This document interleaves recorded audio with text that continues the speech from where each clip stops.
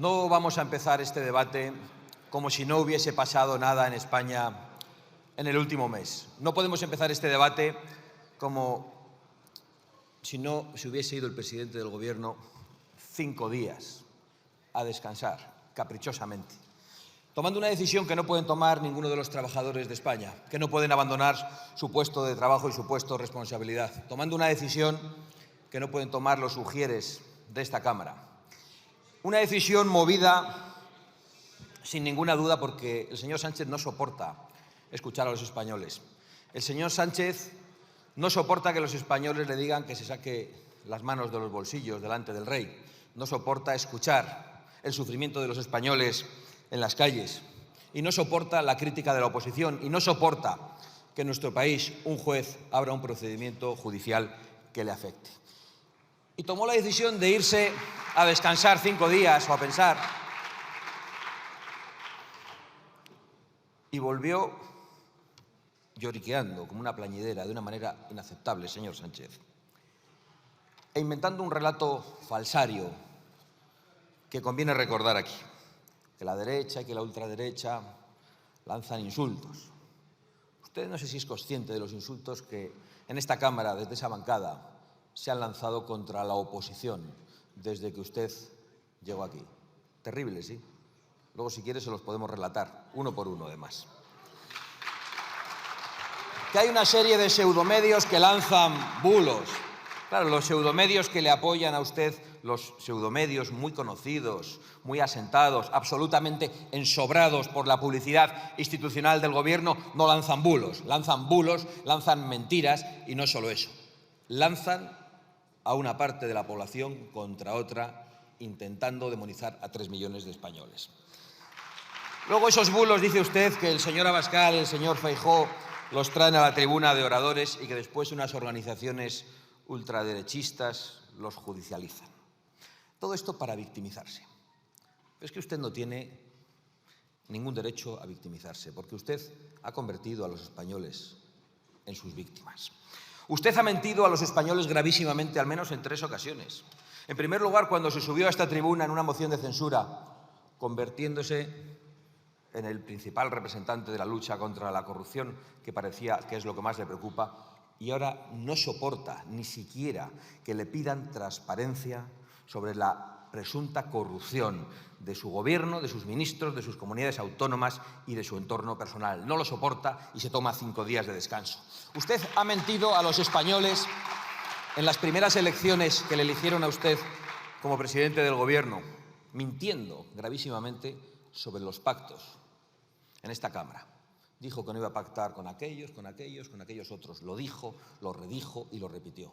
Y usted pactó con aquellos y con aquellos. En las siguientes elecciones usted prometió a los españoles que no habría una ley de amnistía y que esa ley de amnistía era inconstitucional. Y además, cuando le preguntaban los periodistas, decía, tengo que repetírselo, como le gusta hacerlo a usted, justo antes de las elecciones.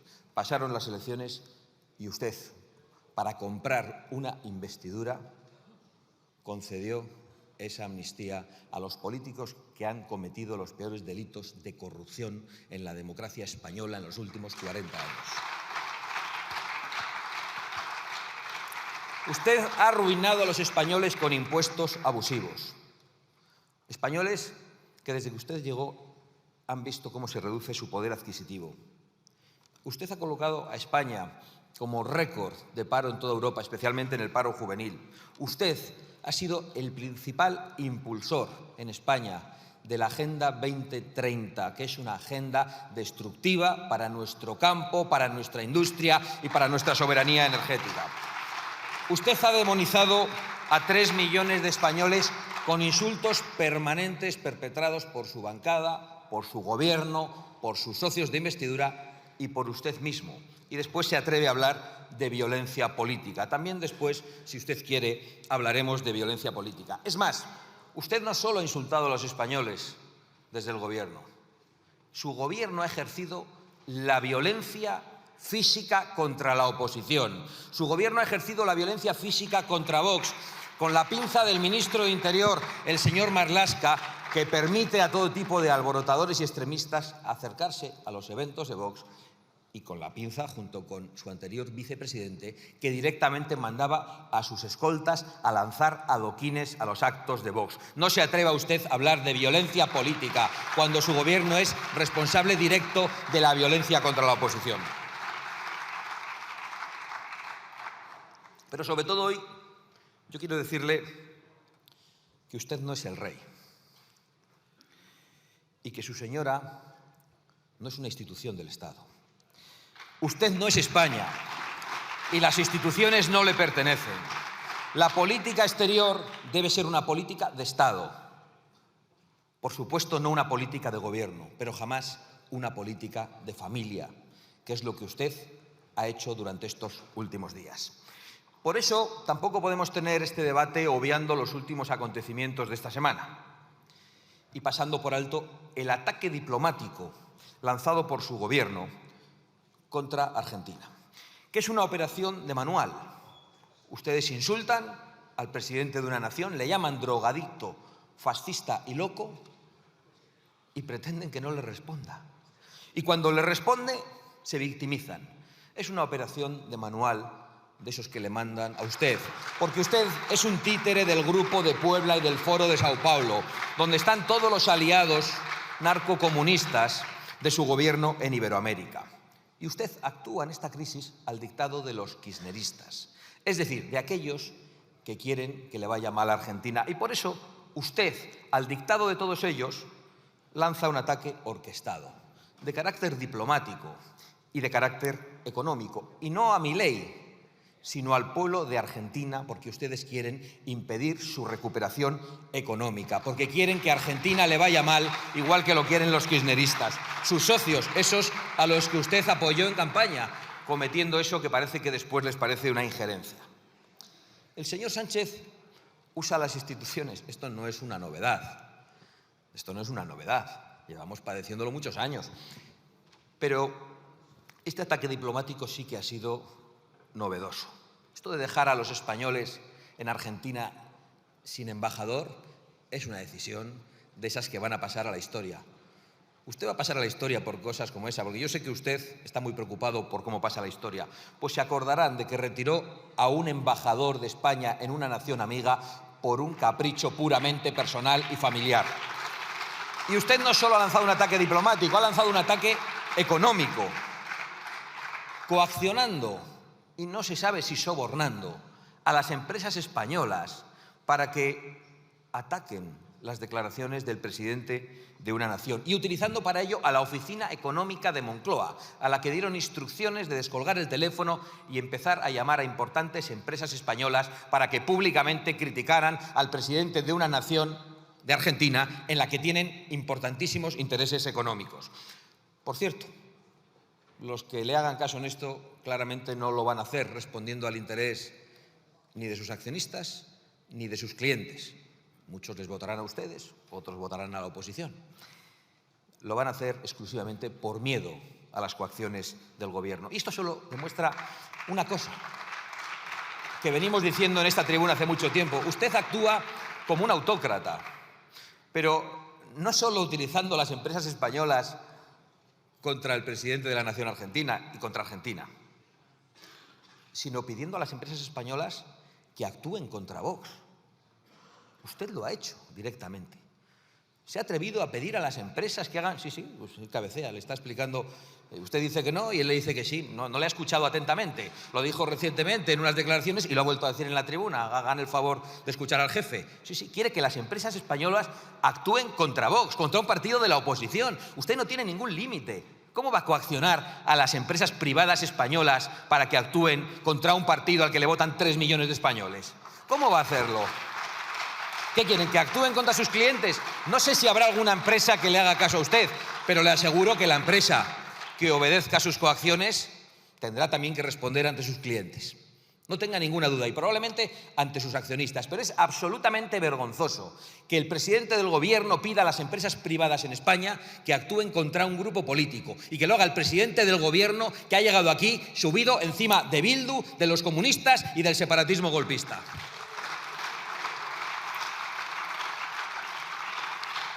Yo soy don Sánchez, quiero hacerle una pregunta. ¿Hasta dónde va a llevar su ataque diplomático para defender a su consorte si no le piden perdón? Porque ha exigido la petición de perdón al presidente de Argentina después de llamarle fascista y drogadicto. Como no ha pedido perdón, lógicamente, yo tampoco le pediría jamás perdón. Han llamado consultas al embajador, como le han dicho que no le van a pedir perdón, han retirado al embajador, le han vuelto a decir que no le van a pedir perdón. ¿Va a expulsar usted al embajador de Argentina? ¿Va a romper relaciones diplomáticas con Argentina? ¿O va a declarar usted la guerra a Argentina? ¿Dónde se va a parar usted? ¿Nos lo puede decir? ¿Cuál es su límite? Porque nosotros no lo sabemos. Eso sí, todo al servicio de su partido, de su persona y de su familia. Esta es su política internacional, al dictado y como títere de extremismos, de narcogobiernos, de teocracias y de tiranías en Iberoamérica. Por cierto, todos ellos los aliados de Putin, ante el que usted se pone aquí muy bravo, pero sus alianzas con Venezuela, con Cuba, con Irán y con todos los aliados de Putin están ahí. Ahí no retiran los embajadores, ahí no. Y hablan de Ucrania. Vienen aquí a hablar de Ucrania, pero claro, la capacidad de Rusia para invadir Ucrania tiene que ver con la política de socialistas y populares en la Unión Europea, con la política de dependencia energética, que ha debilitado a la Unión Europea y que la ha dejado a merced de Putin y de Rusia. La España de Sánchez es el país que más gas compra a Rusia en la Unión Europea, 5.200 millones de metros cúbicos de enero a septiembre. De esto tampoco quiere hablar usted. El expresidente del socialismo alemán y ex canciller, Gerhard Schröder, es un empleado de Gazprom, como otros muchos populares y socialistas, que han destruido la soberanía energética de Europa, atacando la energía nuclear y convirtiéndose en unos simples esbirros de Putin. Y ahora vienen aquí a escandalizarse por lo que está ocurriendo entre Rusia y Ucrania. Para apoyar al pueblo ucraniano lo que hay que hacer es echar de la Unión Europea a aquellos que han dejado a Bruselas a los pies de los caballos de Rusia y convirtiéndola en una unión de estados totalmente dependiente e indefensa. Por cierto, ¿sabe usted quién es Marcos Gómez? Señor Sánchez. No sabe. Usted sí, ¿verdad? El ministro de Exteriores sí. Solo le llamó a consultas. Conviene recordarlo hoy aquí, ya lo han hecho otros portavoces. Es el embajador de España en Rusia. Allí sigue. La guerra de Ucrania no les ha preocupado tanto como las referencias de un presidente extranjero a la familia del presidente y a un posible caso de corrupción, que, por cierto, nosotros hemos llevado a los tribunales y nos hemos personado.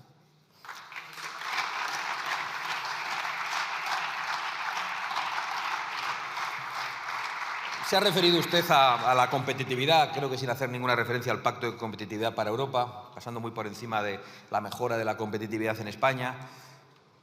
Y esto es otra estafa tan grande como la de su moto y la de su cohete. No puede haber competitividad en Europa, señorías, señor Sánchez, cuando populares y socialistas juntos han aprobado en Bruselas medidas que dañan la producción energética, la producción industrial, la producción agrícola de los europeos. El Pacto Verde que ustedes han aprobado juntos, que destruye el campo europeo. La Ley de Restauración de la Naturaleza, que ustedes han aprobado en Bruselas. La Agenda 2030, que impulsan todos ustedes. Y la migración ilegal masiva, que ustedes impulsan, con el apoyo, por cierto, de la COE, del Banco de España y de todos los que dicen que necesitamos en los próximos 30 años 25 millones de inmigrantes. Podrían decirnos que necesitamos 25 millones de niños españoles que nazcan porque ayudan a los jóvenes a tener una vivienda, a poder formar una familia. Qué disparate, ¿verdad, señora Montero? Es decir, ustedes han prohibido por ley en esta Cámara la ley de prohibición de extracción de recursos naturales. Prohíben a los españoles explotar sus propios recursos naturales. Ustedes destruyen centrales energéticas por razones ideológicas. Ustedes dinamitan presas. Y ustedes destruyen y colapsan los servicios sociales y los servicios públicos, promoviendo la inmigración masiva. Y ahora en campaña quieren ocultar probablemente lo que hacen juntos en Bruselas y nos vuelven a condenar a la dependencia de Rusia y a la competencia desleal de Marruecos, a la que sí ayudan con sus planes hidrológicos, con sus presas y con su energía, mientras condenan a España y a Europa. También nos ha contado que han hablado en el Consejo Europeo sobre Oriente Medio y ha venido aquí el señor Sánchez a convertirse en líder internacional anunciando que él reconoce el Estado palestino. Mire, usted lo único que ha hecho es ponerse en una posición hasta ahora de equidistancia entre un terrorismo satánico y un Estado democrático como es Israel. Sí, terrorismo satánico. ¿Les parece demasiado? Igual es porque no han visto ustedes los vídeos. Sí, de esa versión corta que le pusieron al presidente del Gobierno y que debió ver pero no mirar. Y lo que quiero decirles es que esa equidistancia es únicamente complicidad con el mal. Y lo que quiero decirles es que el mal, que es Hamás, les ha aplaudido a ustedes. Y lo ha demostrado hoy con su decisión. En mitad de este conflicto ocasionado por los peores atentados terroristas de la historia de la humanidad, usted ha decidido unilateralmente reconocer el Estado palestino. No me extraña. Había hasta hace poquito aquí una ministra, la señora Rego, que el otro día hizo unas declaraciones gravísimas. Dijo que el Estado palestino desde el río hasta el mar, es decir, desde el Jordán hasta el Mediterráneo, es decir, la desaparición de Israel, la destrucción de Israel. Eso es lo que usted tiene en su gobierno. Eso es lo que usted tiene en su gobierno. Y además ha hecho usted otra cosa, permanentemente.